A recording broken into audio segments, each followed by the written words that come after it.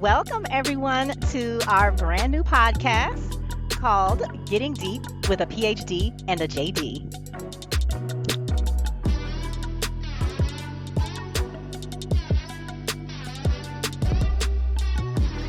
Hey, Kimmie. Hey, Keith. And we're So, back. of course, we are back. And I have a question for you. Of course. Of course. All right. Mhm. So, what is a misunderstood love style that is gaining more acceptance? I think you may be talking about polyamory. Yes, absolutely. So Mhm. today we are going to talk about polyamory. So Mhm. I think it's important to frame what we're talking about. So Yeah. Kimmie, do you want to define polyamory for us? Yeah, absolutely. And we'll start with, how you asked the question in that polyamory is a love style and not a lifestyle. Okay. But if we're talking about a very specific definition, the definition that I have here is that it is a form of ethical non-monogamy. It is a practice of having more than one open romantic relationship at a time. It can be emotional and physical, or emotional or physical intimacy, not just sex. It's basically the ability to love more than one person Hmm. simultaneously, Yeah. and so you can have a variety of forms of that. Where I was actually reading an article where the woman, and she was, the woman was married to a man, and the man was actually asexual, but she was sexual, and they were married. They were allowed to have other relationships, and it was very clear, very discussed, that those relationships would not have an impact on their marriage. And they had children. They lived the traditional lifestyle, in addition to having the ability for them to love and have relationships with others. Yeah. Yeah. And I also want to mention that polyamory is, and you mentioned it about ethical non-monogamy. Hmm. And there's also the term consensual non-monogamy. And so polyamory falls up under this Hmm. title. Yeah, And so there are other types that are there, but we're speaking today specifically about polyamory. And especially unethical non-monogamy is just cheating. cheating is just cheating. So we got to make that clear. Exactly. Ethical is consensual. People within that relationship are knowledgeable. This is not hidden from anyone in that relationship, Hmm. although it may be hidden from other people in society because of stigma, and we'll talk Yeah, about that later. Yeah. yeah, So, absolutely. so the statistics. So how many people are we talking about? And I found this interesting, and I found this number quoted in multiple sources. At least 1 in 5 Americans has had a consensually non-monogamous relationship at some point in their lives. Yeah, And that's about surprising. 1 in 20 is in that type of relationship right now. So we're not Hmm. talking about a minuscule number of people. I mean, we're talking about a pretty significant number of people who are Hmm. engaging in consensual non-monogamy. Yeah. Um, Also, um, it said that there are some people who are more likely to be in a polyamorous relationship.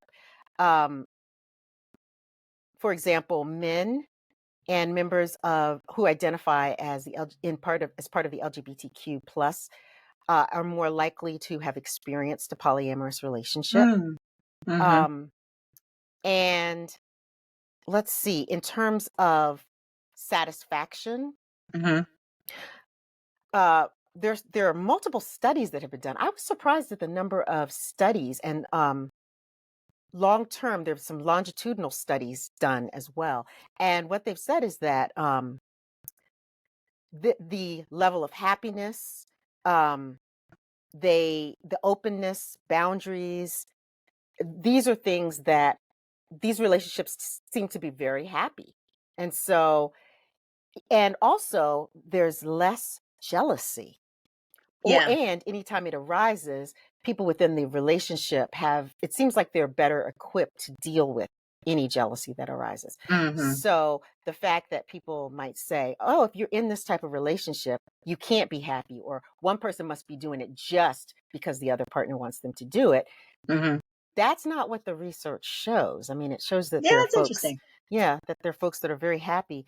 Um, they But I wonder if also, they are talking to those who are involved in successful, polyamorous relationships, because for it to be successful, you have to communicate. And hmm one of the things that I found too was that one of the myths associated with it was, oh, that it's this sort of free for all, you know, hmm and it really isn't. And, one of the things that I saw in my research was that, it's important to understand that polyamory requires, successful polyamory requires, just like any successful relationship requires right, just as much commitment. So exactly, it's not about not being committed, but just as much commitment, communication, and flexibility as monogamous relationships require. yeah, So I imagine if you are involved in a successful polyamorous relationship,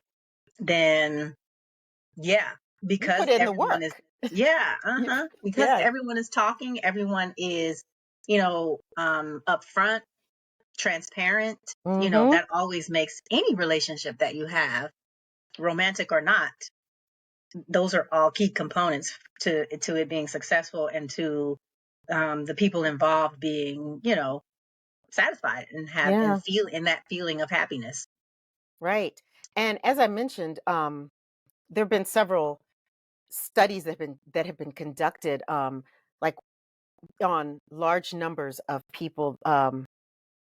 One they actually used census data to find people that indicated something within their response that said that there were multiple adults living in the household. And then they Oh. found these folks and they were able to find 3,438 people, and they actually surveyed those folks. And they Hmm. found that of those folks, one out of six people wanted polyamory, and one out of nine people had actually engaged in polyamory of this group. So this group Yeah. had something that made the census folks think that there was some type of multiple partner relationship going on. Hmm. Um, Interesting. yeah, and so they now the other thing is that in these larger samples, uh, folks tend to be white, so they do have an absence of persons of color. Hmm. And so, but I know we were talking before, and we found some information about persons of color, in particular, persons who identify as Black and Hmm. polyamory. Yeah. So, I think that love style is becoming, more and more um, popular or accepted, I guess you could say. But there are also some nuances associated with that. So, for example, I found this one blog. It was a black man who was involved in a polyamorous relationship, and he talked about getting the questions about it that I think everyone probably does. But one of the things that he noticed was that yes, this love style is definitely it is predominantly white, and you know the as being a black man involved in this kind of relationship, he would often get labeled as either was it a pimp or a player, but his white counterparts didn't get the same labeling. And so you know uh, prejudice and racism all Mm-hmm. rears its ugly head in all things, including love, right? And so Yeah. so he said that he had to deal with those kinds of things, and based on the definition that we gave, that's not what it's about. It's not about being a pimp or a player, because being a player connotes deceit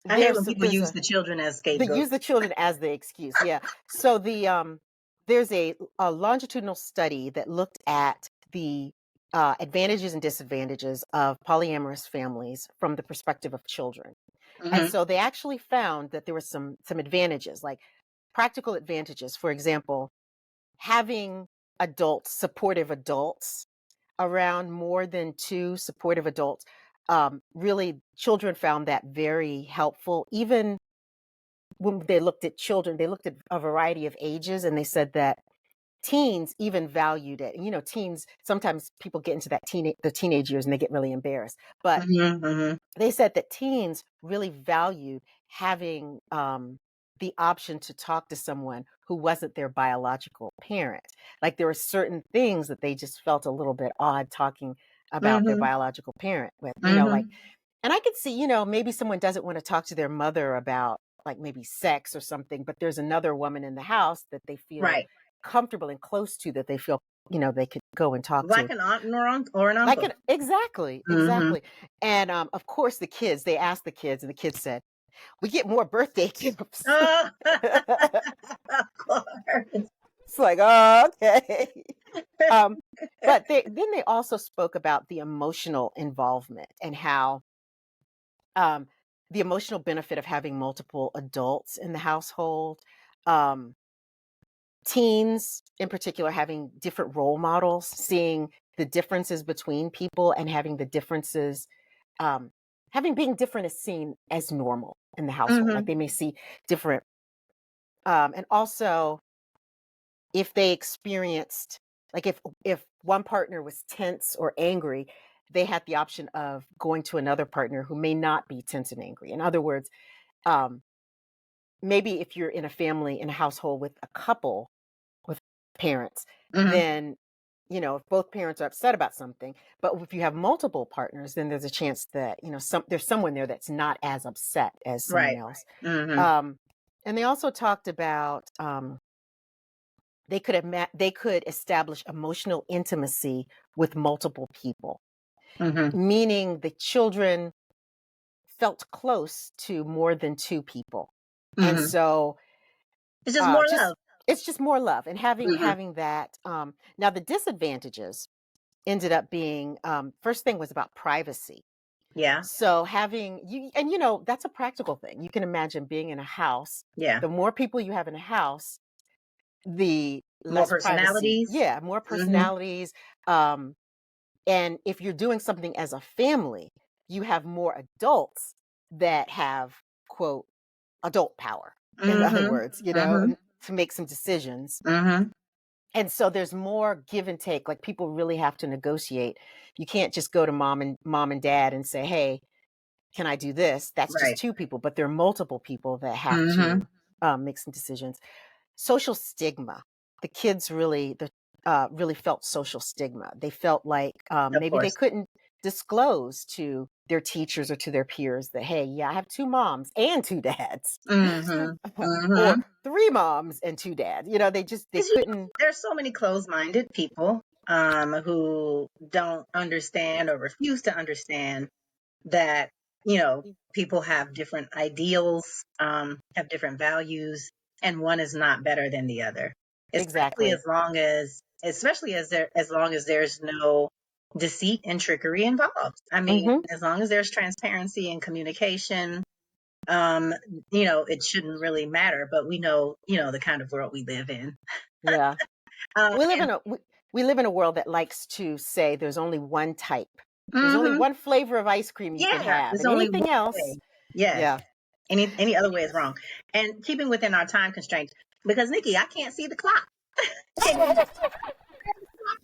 so I started looking at my phone at 6:30 and it's 6:46. So let me get to so let's the legalities of this kind of relationship, Yes, let's right? talk about the legal issues. Yeah. Is this illegal? First of all, is So polyamory illegal? no, so polyamory is not illegal. We have to distinguish between polyamory and polygamy.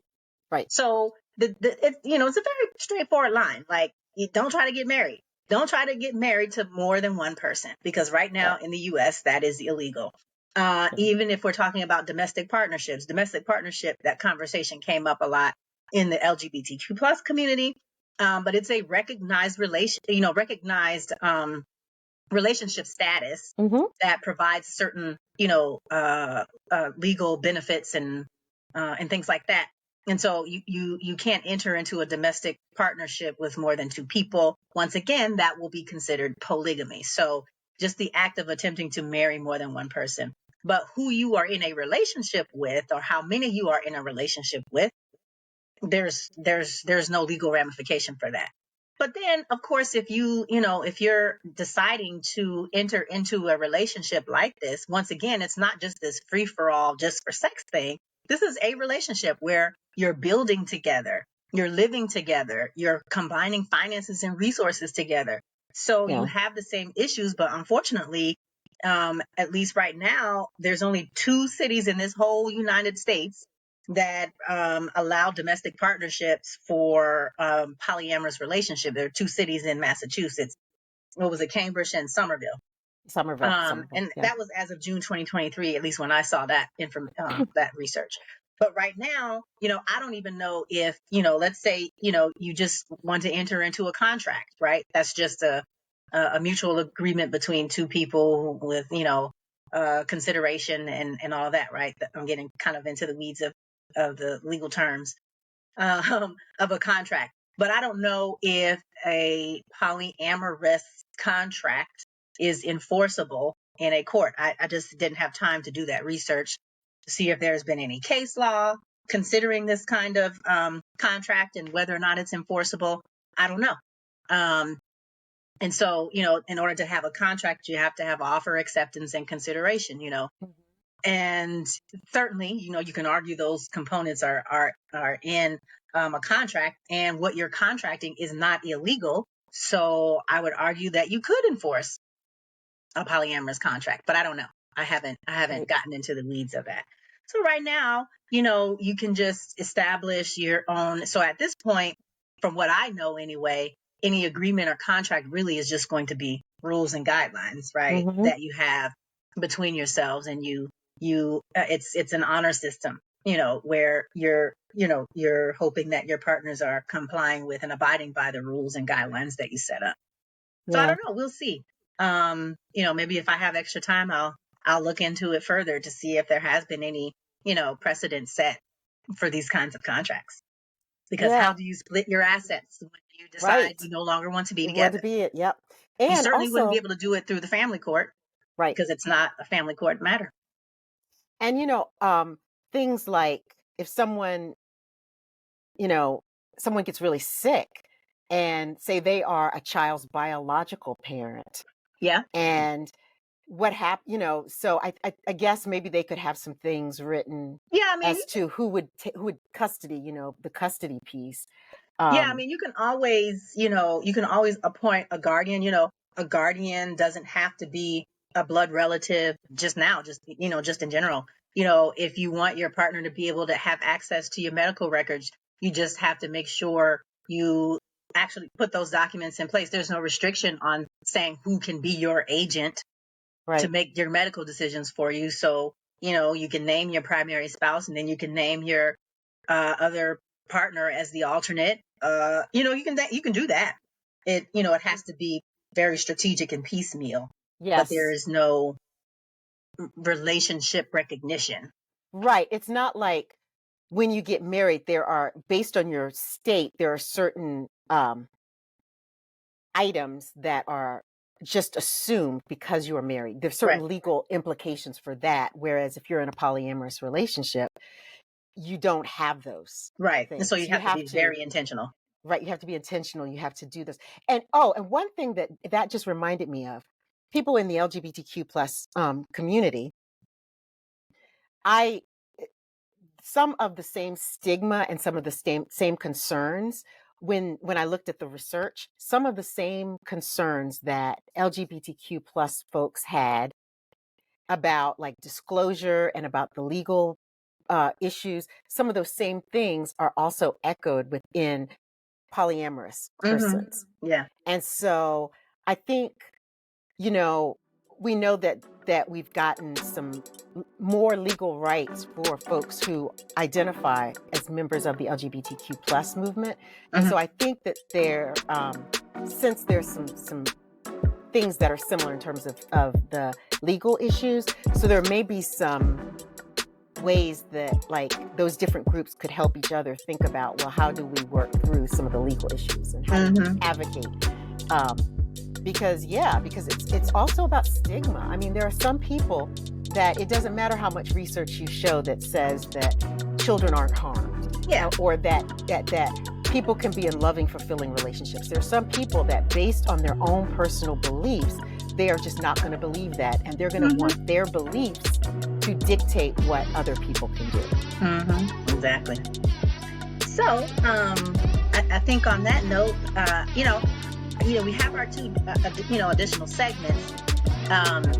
Our favorite segment, our Tell Me Something Good segment. Tell me something good. So, what would be, your Tell Me Something Good? My Tell Me Something Good is that I have been really fortunate in that people have disclosed to me about different relationships that they're in. And so I've been able to have friends and to know people who are in different, what the world would consider, quote, non-traditional relationships. And so I've been able to really develop great relationships with people who are in poly relationships. And it's really helped me to understand the diversity of human nature and human beings. Human and connection. And human connection. And, and it really, I have felt honored that people have felt comfortable sharing that information with me. So that's something good. And, and also that people are more open too. Some people are more open about it. And I think for me, the Tell Me Something Good, we kind of talked about it a little bit, and so far as it being a love style that's more popular in the white community as opposed to the Black community. But I have noticed a lot more exposure in the Black community. People are being much more upfront about it and talking about it more. So to me, that's the Tell Me Something Good that, and especially from a woman's perspective, seeing more women talk about it. And especially more Black women, because I feel like we get the sexual stigma real heavy. And just seeing the younger Black women take more ownership of their bodies, of their identities, and of their sexuality, to me is always a plus. I think it's great. So that's I think it's absolutely great. Mm-hmm. I think anytime people can live authentically, I think it's just wonderful. Because not everybody, I mean, this is one of the things that I read in the research, is that not everyone believes that monogamy and being in a relationship with one person is the way that they want to go. And so just giving people the ability to really explore who they are and be with who they want to be with, I think is really important. I agree. Totally. Yeah. All right. So I think that's a show. And and the reason why we're trying to be more mindful of the time is, we're kind of trying to test out some new things. We don't want to keep you on the line for too long, because we all have things to do. We want to get the information out there to you so you can soak it in, and whatever call to action we give you, you have some time to get it done. To think about it. Yes. And I would love some comments on this episode. I'm really interested in knowing, do you, audience members, do you know folks who are in poly relationships? And what are your thoughts about it? And what are your thoughts? And I'd really love to hear that, because according to the statistics, a lot of people know people, but people aren't necessarily talking about it. There's still a lot of stigma. So I'm really interested. And I'd really love to hear your comments on this show. Awesome. All right. Well, so until next time. Make sure you comment, like, and subscribe. All righty. Yes. So until next time, yes. Bye. Bye.